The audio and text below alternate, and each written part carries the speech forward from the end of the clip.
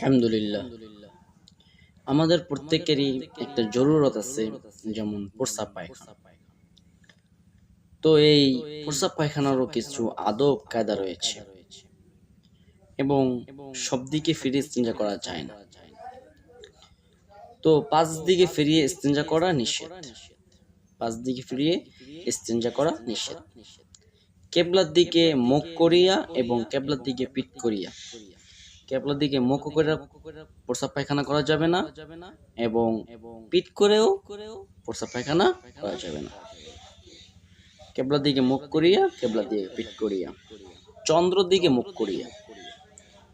রাতের বেলা যে চন্দ্র ওঠে ওই চন্দ্র দিকে মুখ করিয়া এবং সূর্যের দিকে মুখ করিয়া। দুটোতেই আমাদের যদি আমরা করে থাকি তাহলে আমাদের অনেক ক্ষতি হবে।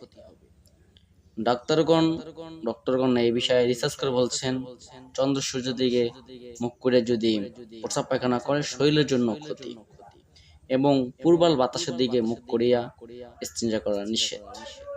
আল্লাহ পাক রব্বুল আলামিন আমাদেরকে এই পাঁচ দিকে ফিরিয়ে ইস্তিনজা করা নিষেধ থেকে, পাঁচ দিকে ফিরিয়ে ইস্তিনজা করা নিষেধ মানিয়া চলার মতন তৌফিক দান করে।